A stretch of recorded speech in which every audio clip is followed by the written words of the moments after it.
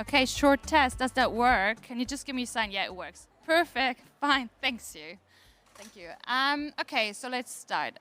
Our masterclass today is about creative multi-moment marketing. And we say it's a guide for brands to tackle the tech and tool landscape and build state-of-the-art campaign frameworks.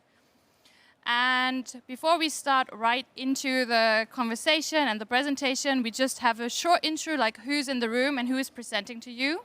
So it's Wioletta Schlosek. She's our Director of Digital Marketing in Berlin. Then we have Jannis Ritterspach, who's our Managing Director and Partner.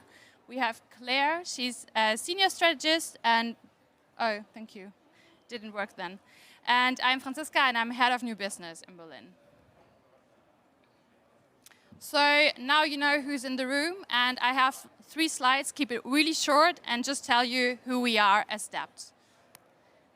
We always say we are big enough to cope and small enough to care. What we mean by that is that we work on a global scale, but we have the culture of like boutique agencies, meaning we have like a high speed, we are really agile, we are flexible, and we have personal relationships in all the agencies we are at, and this way we help brands stay ahead.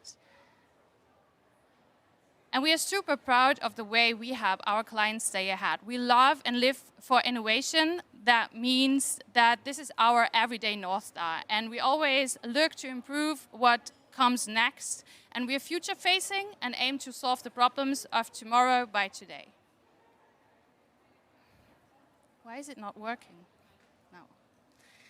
Okay, and now the last question, and then I'm handing over, is what we are doing. We are actually combining technology and marketing services, while most of our global competitors only focus on one of the two. So we have 4 tech and marketing key disciplines we are working on. It's brand and user experience, engineering, growth, and creative. So we help clients to break down internal silos and support them, and us to create integrated customer journeys of the future and for the future. And with that being said, I will now hand over to Claire and talk about why you should start creative multi-moment marketing today. Is it working?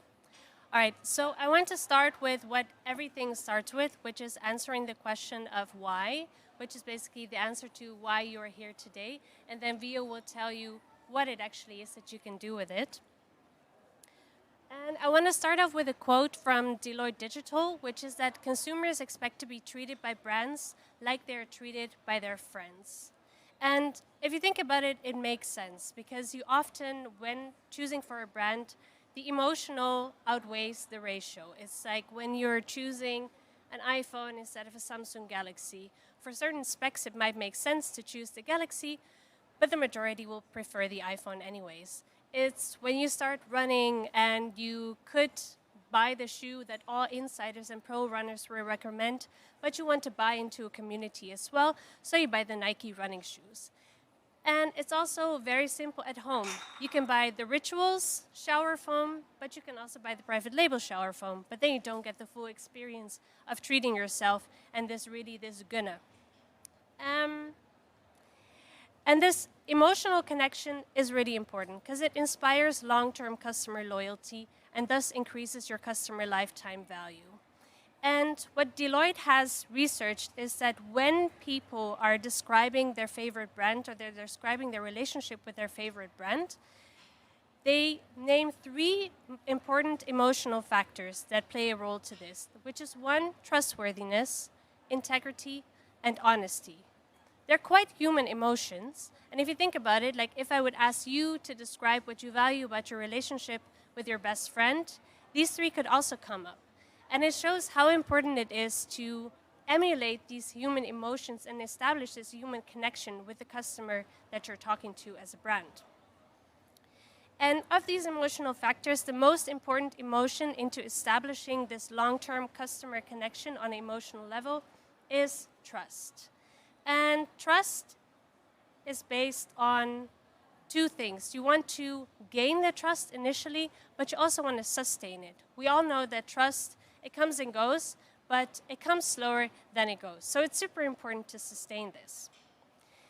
And trust is based on two key ingredients, so to say, according to Deloitte, which is one, predictability, and the other, consistency.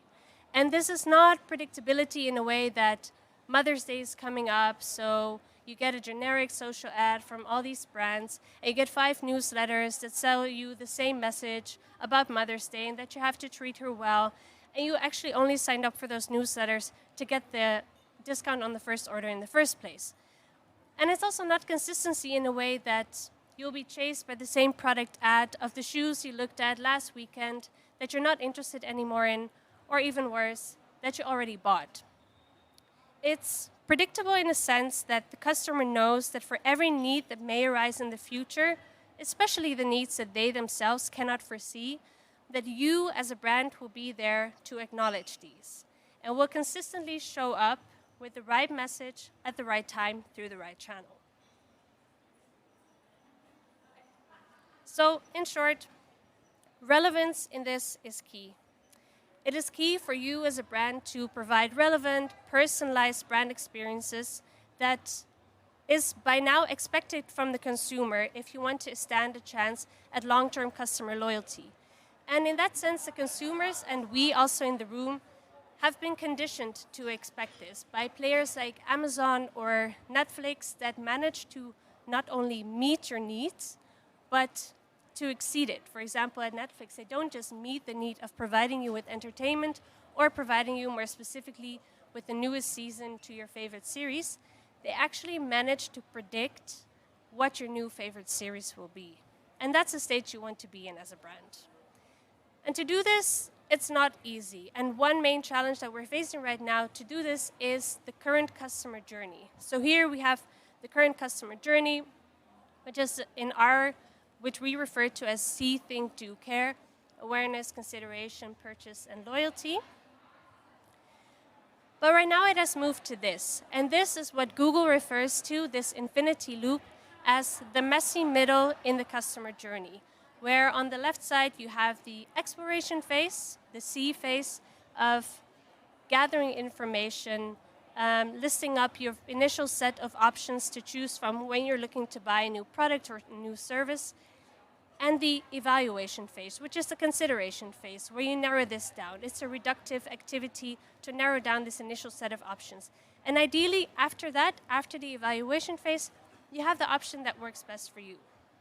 However, right now, consumers tend to get caught, we call it the loop.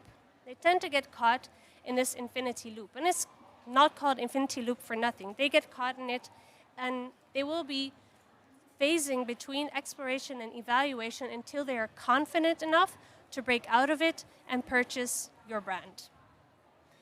And this infinity loop, this phenomena of the infinity loop has 2 main reasons. And one is in the exploration phase, when you're setting up your set of options and gathering your information, is the total abundance of choice that we have been spoiled with. It's abundant content, offers, brands, information that there is to find, which makes our initial set of options literally endless. I think we can all relate to this when we're looking to go on vacation, and you end up having 25 tabs open with all options that could possibly be interesting. But then, if you want to narrow your set of options down, we're facing something else that Google has identified, whereas 15 years ago, we were all chasing the cheapest option. And cheap, price, lowest price, it's quite an objective, personal filter, so to say, to apply on your initial set of options. But right now what has happened is this chasing the cheapest has gone to the background, and chasing the best has replaced it. And we're chasing the best, but what is the best? Is it the best price? Is it the best color? Best smell? Best battery life? Best looks? Best performance? It's super subjective, and it makes this decision-making process for the consumer very, very complicated. And this is where they need us, where they need you, to simplify this decision-making for them. So when they repeat this cycle of exploration and evaluation over and over again, they need someone to give them enough confidence and give them enough trust to eventually make this purchase decision and convince them that that is the best for them. So how do we break this loop and convince the customers, your customers, that your brand has been the one they've been looking for all along? And that's very simply put, to be present when they need you. It's about showing up on the moments that matter to them. And more specifically, it's about being present on the micro moments that matter to them. And micro moments are seemingly ordinary daily moments in the life of your very average customer. And this is where you want to target them. And I thought about this very, very cheesy line to make this more clear. It's this: life is what happens when you're busy making plans. I think a lot of people know it. And life are these micro moments. And these plans are the moments that you as a brand are focusing on and predicting that they will be key defining moments in your customer life. But all the while, you should be focusing on the micro moments that actually can make a difference. And here your goal must be to give your customer what they need on these specific micro moments along their customer journey. So that not only relevance is key, but resonance as well. Yes, your timing, your message has to be relevant, but it needs to do something. It needs to drive them to action. It needs to activate something within them. So you, as a brand, need to activate these micro moments in order for the customer to finally be confident enough to break out of it, which makes sense theoretically, right? So now imagine not doing this for one customer, which every single one in this room could do it for one customer, basically being their brand buddy, guiding them through their customer journey, but infinitely scaling this up to, 1 million customers at the same time. And that is what BCG refers to as multi-moment marketing. The first part of the reason why we're here today. It's a data-driven digital marketing automation approach that enables dynamic, personalized consumer experiences. And it allows you to go from a one-to-many, which we all know was in the past, unfortunately sometimes still is in the present, to a one-to-one. They would have a literal brand buddy on the brand side that would guide them through their everyday needs and help them out with everyday issues. But what we like to go to is a many-to-many, and multi-moment marketing allows for this. It's a one-to-one, but applied to many. And here, I was a brand manager myself, and whenever performance marketing would offer me with solutions that are data-driven, and especially the word automation, I was like, great. But what about branding? As a brand manager, when you hear automation, you immediately think that branding is out. And that is where we come in. So now I want you to imagine infinitely scaling up your personalized, branded customer experiences, because that's what we can do. It doesn't look automated. It feels like this one-to-one. And it is about having the ability to deliver relevant, branded content to customers and interact on this human level, as if you would have a brand buddy at multiple micro moments along their customer journey, making their experiences dynamic, personalized, and personal, which to me still is a difference. And that is exactly what creative multi-moment marketing is. And that's also why we're here today. It's the right message for you and for your customer at the right time through the right channel.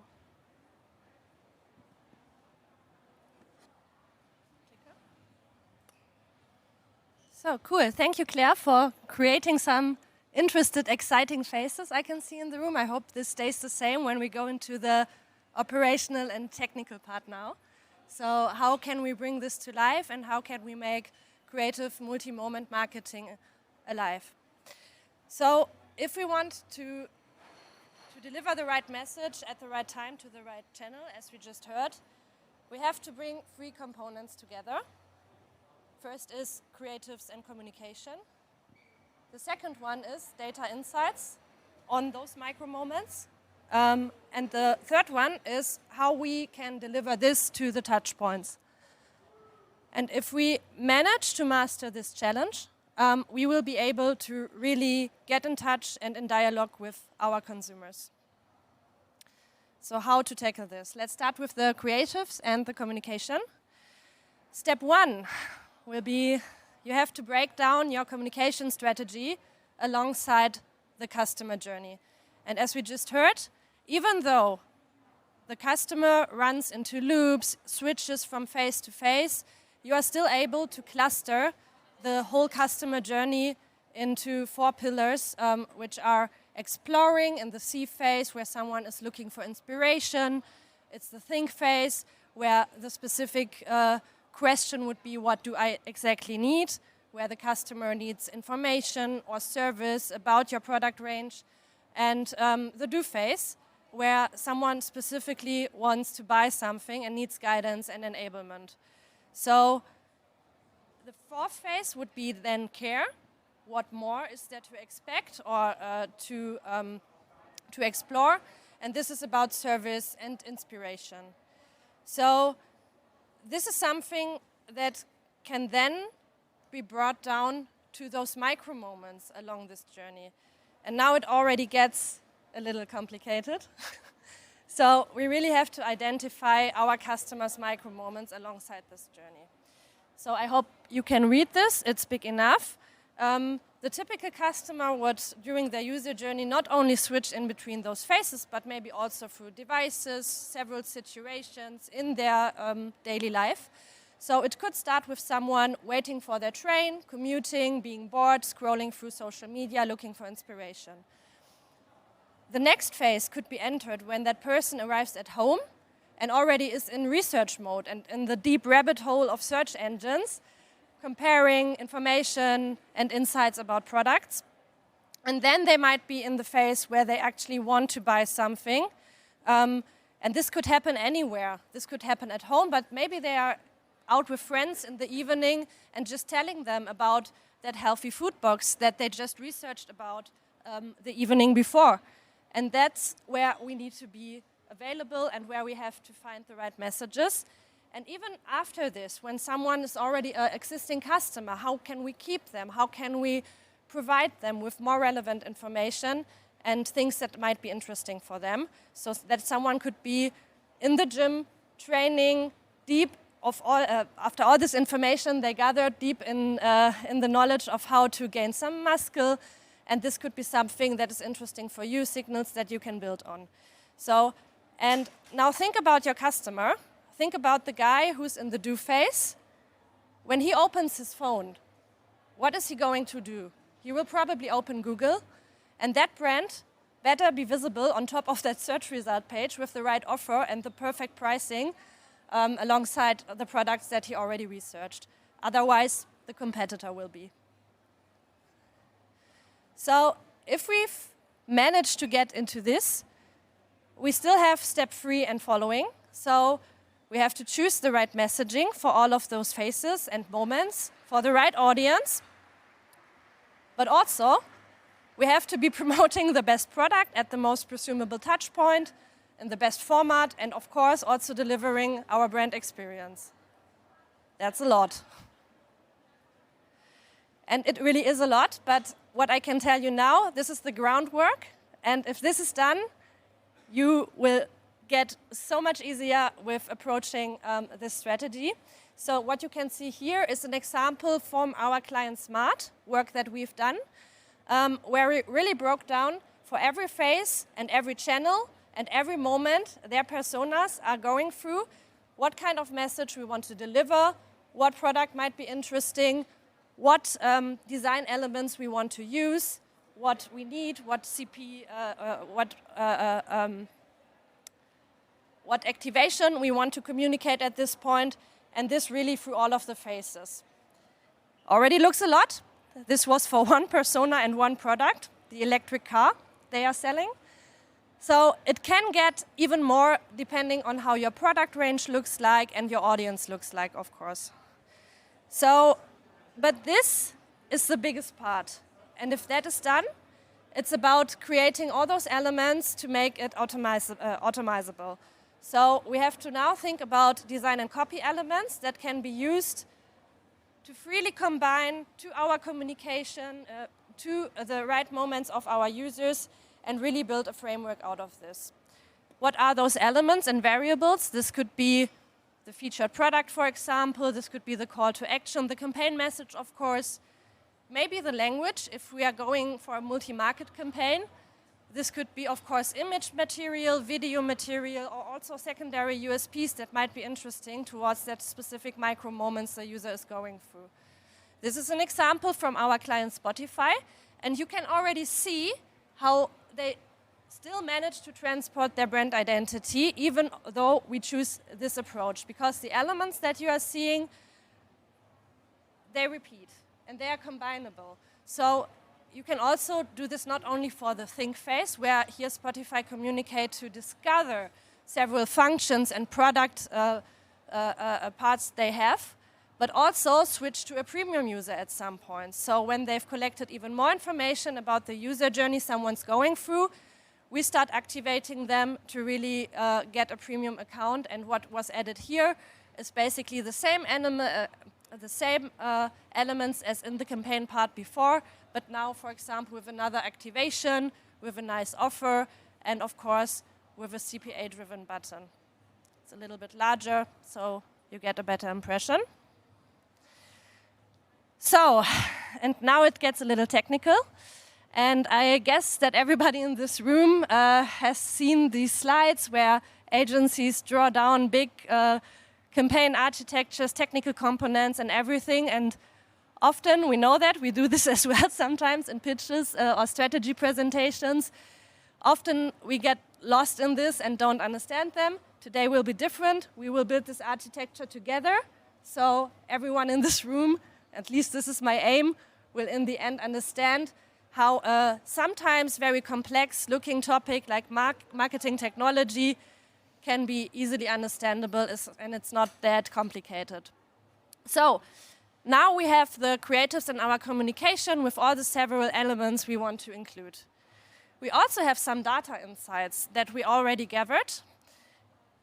And these are the data insights on the micro moments that we've talked about in the beginning. We will later also talk about touchpoints and delivery, and of course steering and attribution for later stages in campaign management. The first tool that we will need at this point is a feed management tool, because we want to combine all those design and messaging elements with the data insights that we gather, for example, first-party data from your own CRM data, product feeds, or whatever there is that your campaign needs. We brought you a little overview on two tools that we really like to use when building such campaigns. The first one is Products Up, and it's a great tool if you are very image asset driven and want to try out this campaign approach, because it not only enables asset creation within the feed management tool and things like A/B testing, for example, so that you can play around with variants and create them either again and again. It's a great tool that also delivers templates that you can directly push into some DSPs or even other advertising networks. Then we have Channable, which is also a great tool, but for example, is more interesting if one of your main touch points in your customer's journey is search, because this tool is capable of managing large search campaigns with many dynamic elements, be it products, changing prices, availabilities, whatsoever, but might be not so interesting if you are going for an image-heavy campaign approach. So now we have our feed management tool in place, and we want to gather more data insights on those micro moments we were talking about. We want to add third-party data as well, and environmental insights. We can sharpen our messaging even more, and this could be things like, for example, audience segments from other parties or partners. This could be the location the user is currently at. This could be traffic information. Think about that person waiting at the train station, or weather data, for example, to really match that moment in the daily life of our consumer we want to address. Simply add it to your feed management tool and being influential on creating your asset. Touchpoints and delivery. So we now have everything in place, but we want to push it into the advertising networks, into our DSPs, into everything that we need to push our campaign into the world outside. And when creating personalized ads, there are basically two ways to do it. The first one is assets at scale. This is where everything that you've just seen is created before you push the ad into the advertising network. This is a great option for channels where you are not depending on signals coming out of the network, thinking of Facebook or other social channels. This is a great option, for example, for out-of-home campaigns or direct mobile placement. So when you want to try out a very simple approach for those channels, or if you have a product that is not so complex in messaging, this could be an option that is perfectly and ready to go for you. The other one is dynamic creatives, where we generate and export everything into the advertising system, but the asset gets created after the feed was delivered. So basically in between our architecture, which we've just seen, and the advertising network, and also collects back data from the network when the campaign is steered, so you can get smarter and smarter in your steering. If you go for asset at scale, we are perfectly done here. We can finish the presentation, but maybe you have a little bit more of a CI that you want to transport, maybe the templates that you are using from Products App or other tools aren't enough for what your customers might need or your messaging might need. So you could add a little design tool on top. We have our own, this is usually custom solutions. The one from DEPT is called Lightspeed, where you can even play around with more design elements and make it a little bit more sexy than the classic templates that we might be used to. So, and now let's talk about dynamic creatives. We broke this down into the several channels that are most common when we run campaigns for our clients. So we now want to be able, as mentioned, to generate and optimize our message alongside the audience signals that we collect from the advertising networks. Let's start with social. In this example, we added a tool to optimize specifically channels like Facebook, Instagram, or TikTok. Here it's Smartly, but I will show you a little overview on other tools that are in the market. And again, which tool you are going to choose for your campaign architecture definitely depends on what you want to gain in this channel and in this part of your campaign. So, for example, Smartly and Spirable are very, very strong in this dynamic creative approach and can be filled with basically everything that you can think of in terms of design elements, messaging, etc. This tool perfectly generates very individual assets and is also optimizable by the signals we gain from the network. So, meaning performance steering over Smartly is possible. We have other tools that are not so strong in the creative asset generation, but for example could be interesting for you if you think of Kensho, for example, when cross-channel attribution is one of the most important parts of your campaign tactics. But yeah, this is basically a little overview to make everyone aware that the needs of your campaign are the base to choose the right tool for that.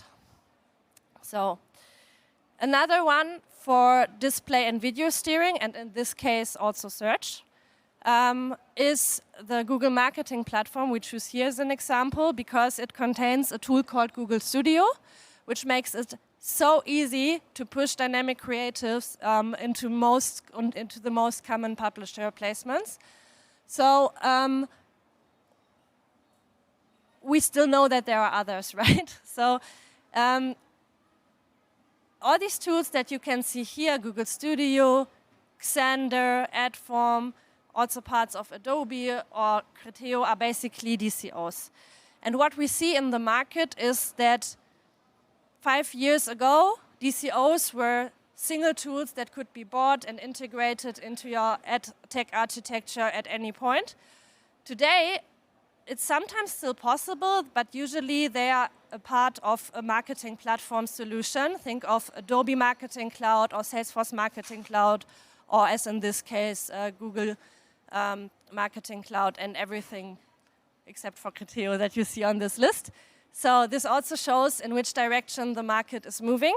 I would assume 5 years from now, these approaches will be the absolute standard. So another thing why it makes sense to start investing today. I'm sorry. Cool.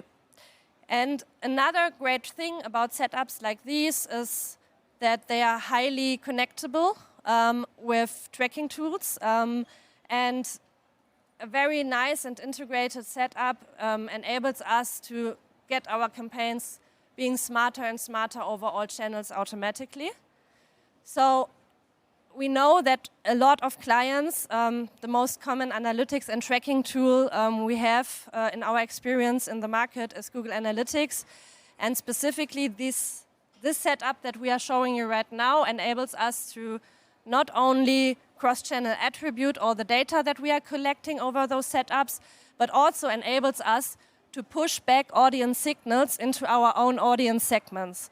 And this is something very special, which is possible with these setups because those walled gardens, the GAFAs that the media industry always refer to, have one advantage. They collected user data for many, many years, and they are now clustered down into audience segments and audiences that can very precisely be addressed and still under the GDPR developments, this opens us the possibility to go for a many-to-many communication approach. So, yeah, this was the very technical part. And I also know we have CRM people in the room. This could be an even bigger slide that you have just seen. Of course, other touch points like your own websites, email marketing, etc. So we now focused on the external and paid part. But of course, you can think further and further if you go through the whole customer journey. So before we show you how this can look like, just a little quick sum up.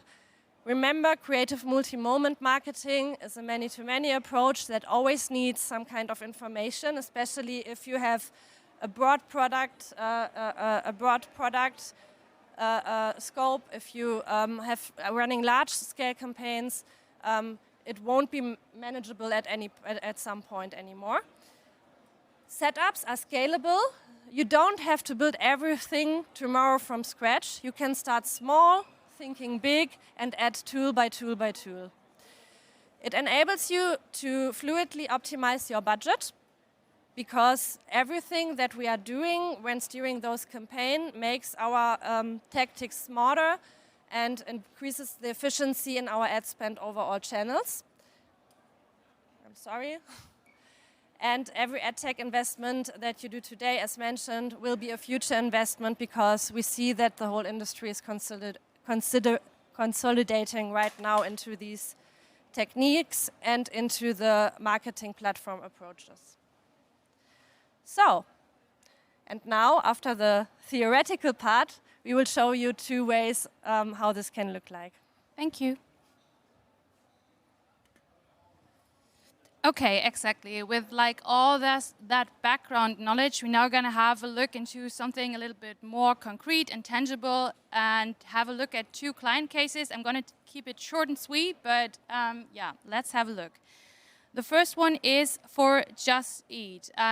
Just Eat is merged in 2020 from Just Eat, is now Just Eat Takeaway, has before been takeaway.com and Just Eat. And we were the agency that supported them with their, sorry, I have to go over, created in 2020. And the meal delivery platform was working with us since 2020, not only to create the platform itself, but also to realize the paid media marketing setup for them. Oh, sorry.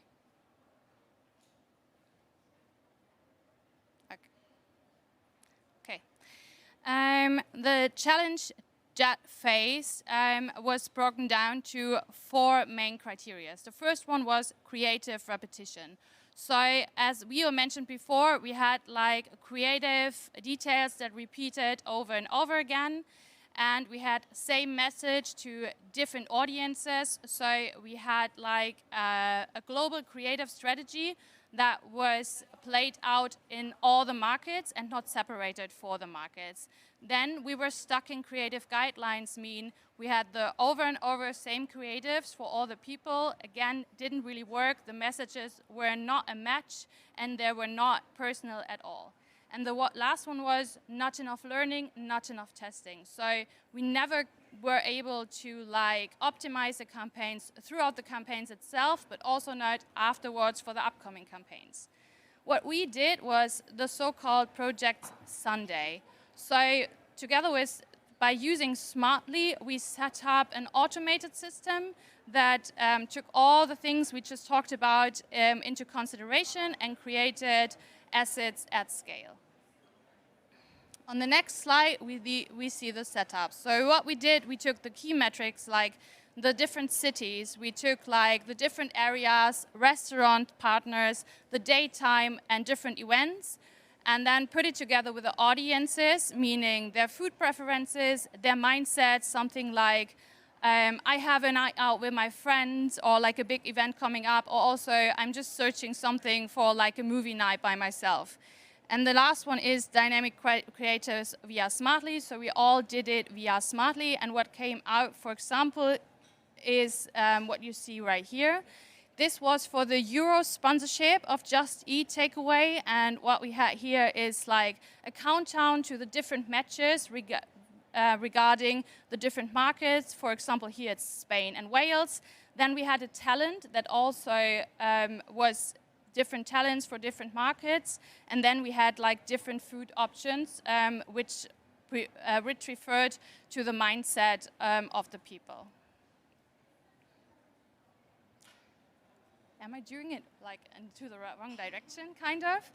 Okay, so just an overview here. What we had given was like a global creative strategy that needed to be scaled and separated into the different markets for 70 countries and 34 cities. Then we had key metrics like localization, upcoming matches, and talent footage. And then we had the audience things like food preferences, mindset, and team preferences. The results and KPIs were that we had like an up to 60% higher click-through rate, that we had like an impressive 293 million impressions only for the Euros flight. We did a lot of other flights afterwards. And we have like 400% cheaper production versus the manual one by using Smartly and working with like creative options. Oh, that was too fast? Yeah, thanks.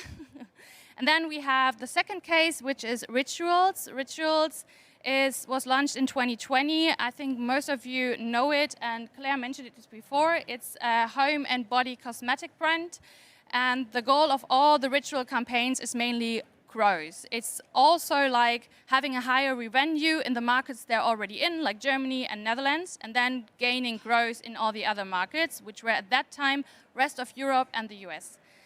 In this and other cases, we partnered with Smartly, and now I only want to say action because we also have a short movie about the case.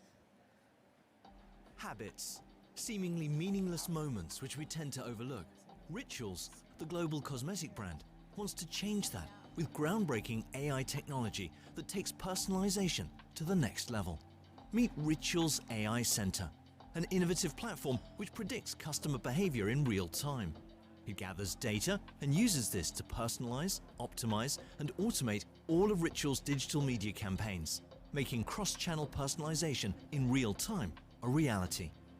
The AI Center was designed by uniting offline and online data to create a 360-degree view of the customer. This information is fused with the power of machine learning to teach the platform to learn from and forecast users' behavior, allowing them to determine who will buy, when they will buy, and what they will buy. The result? A platform which empowers the Rituals marketing team by forecasting a user's real-time conversion, in-market intent, and on- and offline revenue intent in 30 countries. Now, Rituals is able to show their customers personalized ad copy with personalized products and a matching free gift, and they're able to steer the customer towards an online or offline conversion, all fully automated. The impact?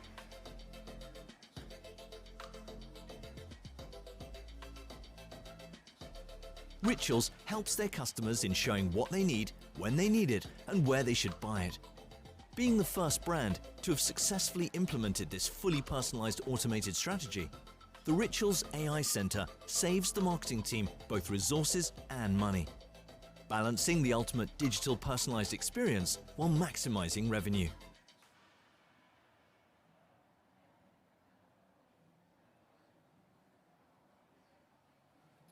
Okay. I think this case is pretty impressive, but also just before we dive a little bit deeper into it, I want to say it's also pretty advanced because what we always have to remember is then when we work with rituals, in this case, we started the collaboration in 2014 when it comes to paid media, and in 2018, we added the data setup. So we really had like a lot of data that we could refer to, that we could use, and that we already had in place. And therefore, what we then did to personalize for 22 markets was to build up the 4 foundations to then really make this thing work and enable the data. So we had storage, insights, intelligence, and activation. What the setup looked like, you can see here. I hope you can see well. So on the left side, you see all the touch points we collected the data from, and then put it together in a customized customer data platform that unified all the customer data. In the next step, we used machine learning and business intelligence. So while with business intelligence, we gathered the data and used it for different marketing measurements, with machine learning, we went already like one step ahead.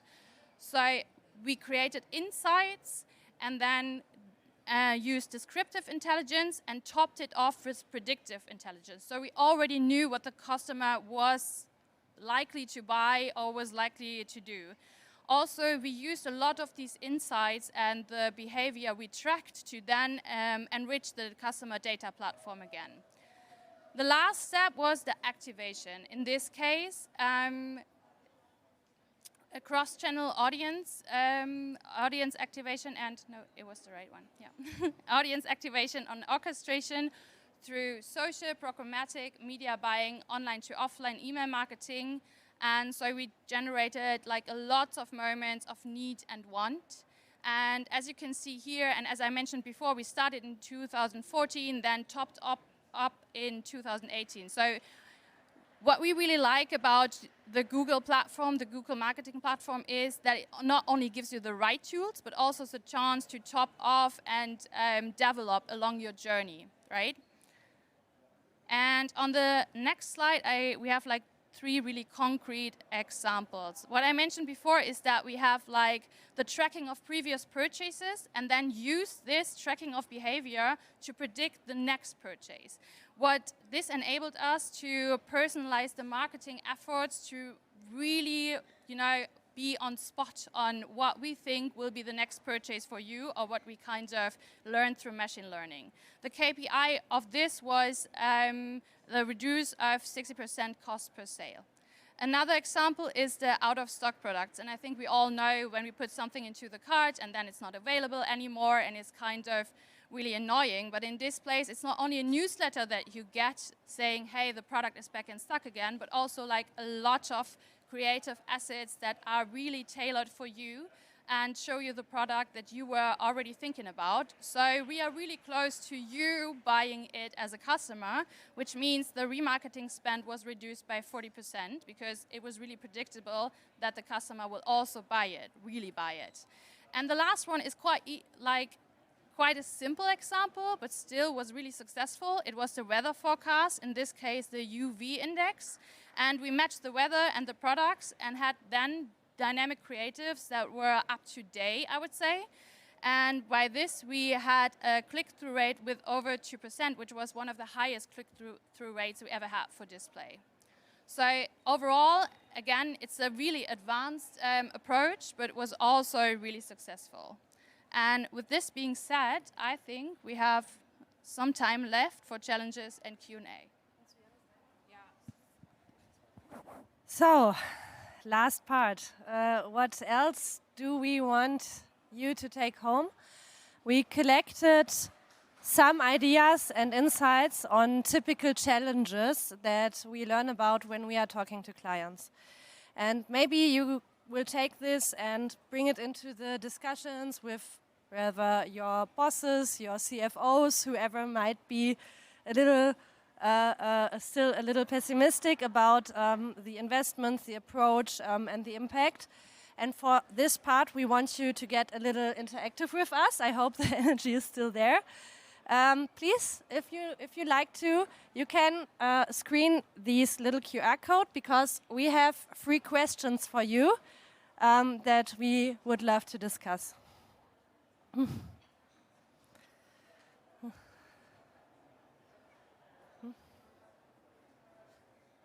No.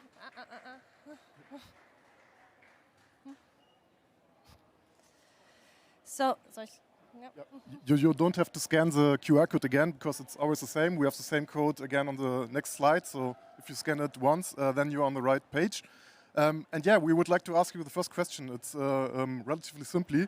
We would like to ask you if you're working for a brand, for example, do you already have different teams for brand communication and performance marketing? And the main question is, are your teams working together as an integrated team or not? So if they are already working integrated, please vote for yes. If not, then please for no. And now we can switch on the live results.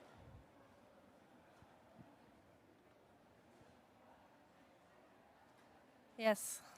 Doesn't surprise us because this is what we usually see, that we have 2 separate teams for brand and performance marketing.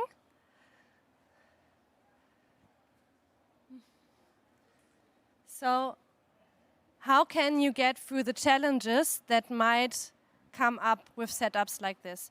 Sometimes you already work together for some parts. In other cases, the teams are completely isolated from each other.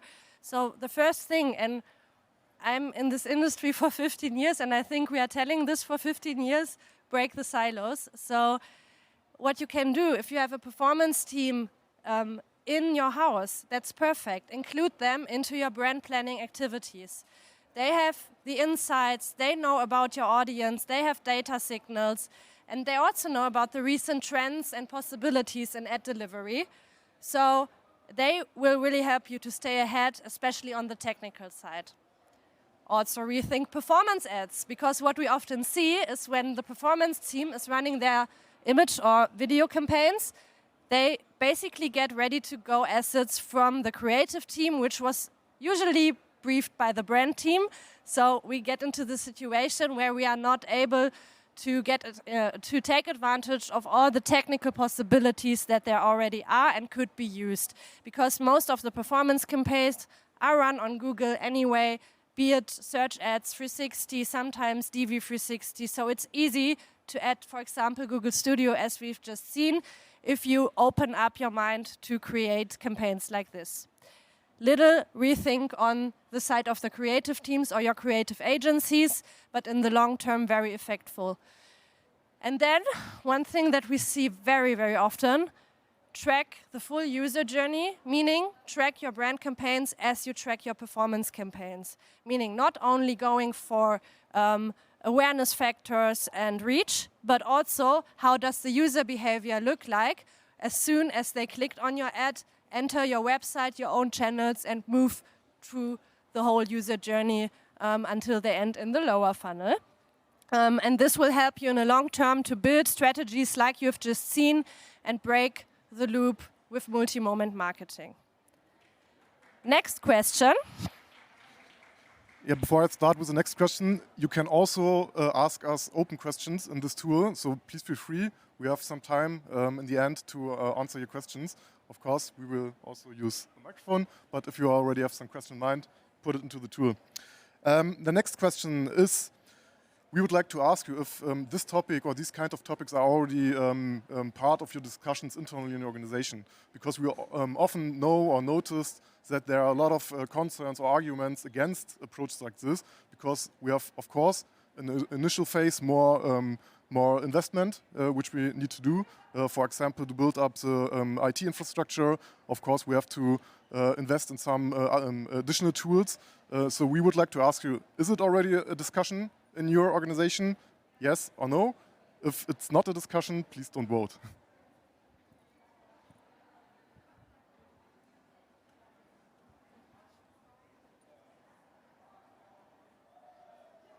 Yeah, that's also what we usually see. And we also brought 3 ideas on how this can be approached in your organization or to take it home to your team and discuss it. So use what you already have. I think most of you will have some things of what we've just seen already in place. Either you run a data warehouse for your products, you track with analytics, you are, as mentioned, using Google DV360 to run campaigns, and connecting those instances or upgrading them, that's not a big investment, and we can go step by step. So it's not that you have to start from scratch and generate cost for everything in the very beginning. Then, this was mentioned in the rituals case, but we see it basically with all campaigns that get into an advanced stage. The production cost reduces long term, because think about, you don't have to deliver full static assets for all channels and all campaign phases for each campaign and flight you are running. You just have the elements, and you can use them long term, combine them, and just add new elements, be it the message, be it the call to action, be it a specific design for your campaign, and just update it during your constant communication. And as mentioned before, and you've seen some nice numbers from our cases, you save on CPMs long term, because all the data signals that we are collecting reduce the usage of manual targeting options when you would usually book programmatically, for example, or do direct bookings in networks like Facebook or on DSPs. So it long-term reduces the CPCs and the CPMs per channel, because the targeting happens on your side. And the last question. Yeah, the last question. Vio already said that it's our aim today to give you more insights in what we are talking about and to give you a better understanding what we really think is the future. So we would like to ask you, is this overwhelming for you, or do you feel more educated a little bit or inspired? So a really personal question to you. That's what I'm most looking forward to. Oh, only 30%, 20, great. It gets less and less, so that hopefully gives us the understanding that we could help you in approaching these topics a little better when you return to your companies, to your teams, to your offices tomorrow or on Friday or on Monday, how long ever you stay. So, but still, we want to give you 3 last ideas if there is any discussion coming up, because these are topics we hear a lot about. If you start planning creative multi-moment marketing approaches, you have to start with thinking of the touch points. We've seen this in the very beginning of this presentation.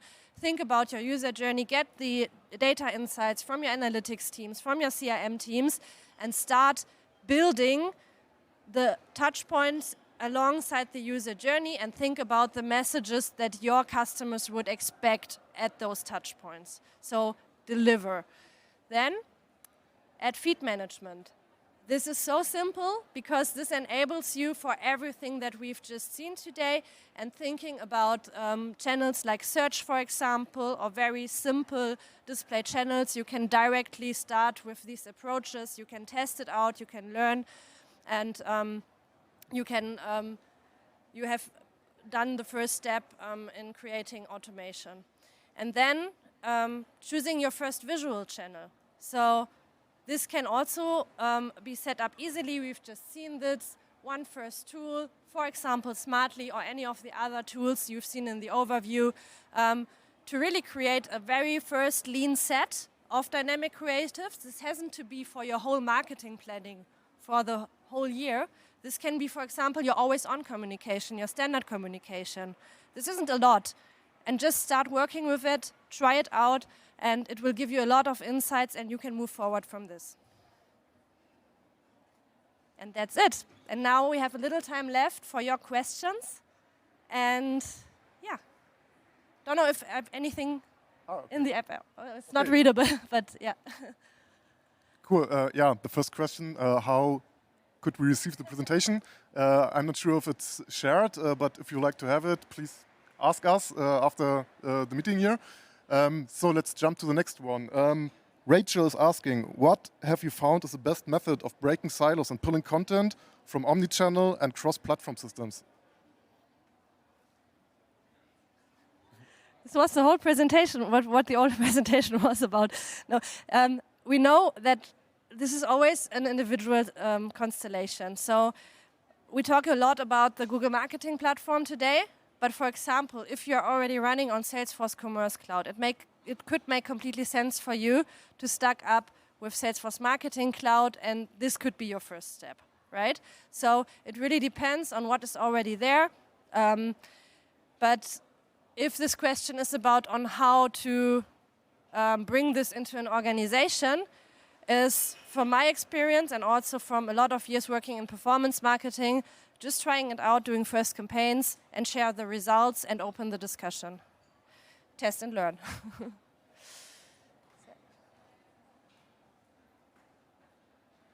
Yeah, there are some very specific questions, like the iOS 14 one. We are still here for a couple of minutes, so I don't know whose question that was, but we are super happy to discuss this. And also video content, TikTok style. Yes, you can do this as well. We've seen Smartly, connectable with TikTok, and also available for moving images and video assets. So that's possible as well. Yeah, and maybe to mention, the most of our assets are video assets. Yeah. We don't talking about static assets so much. The most of one are already animated. So, smaller companies, tech companies, so what clients are we doing this for? I think a lot of questions are about this. So, there's a nice overview on our website on the clients we are working for. You've seen 2 examples with Rituals and Just Eat, 2 completely different segments. We have one FMCG good with a very strong brand, and we have one software service provider. So this approach is applicable for every business, for every scenario you could think of. It's then about the individualization of the architecture behind this and the communication concept that you need to have to tackling this approach best. I hope this was specific enough for the questions, but those questions are a lot. So, no, have you any other that you want to address? Yeah, maybe the technical one is maybe also interesting. Can this setup replace a CDP? Is this already a partial CDP solution using BigQuery, etc.? Yes, the Rituals one was exactly that case. And as mentioned before, I know that this was for the people here sitting with a little bit more knowledge and a little bit more experience in these kind of topics. This can be maximized a lot. Once from the data perspective and the insights and everything that we are including into the signals and audience segmentation, but also from the outcome perspective, so which channels we address and what we need for that.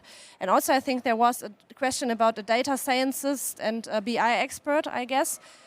And that's not usually the case. So sometimes with very complex solutions like Rituals, of course, we have data engineers and business intelligence specialists that help our clients with developing all the logics and everything that also needs to be done within those setups.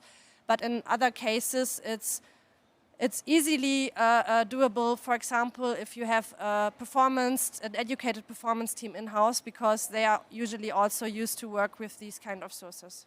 So, yeah. Another one?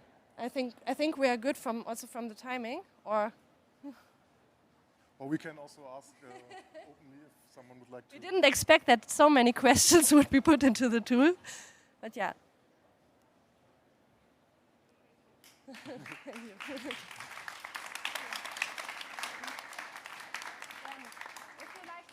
If you like to get in touch with us or have more specific questions, this is Franzi's LinkedIn contact. She will be happy to introduce you as a first point of contact, but we're also here for a couple more minutes, so don't hesitate, feel free to come to the front to us and talk to us. Thank you all for listening and also staying so long for this quite complex topic. Have fun. Thank you.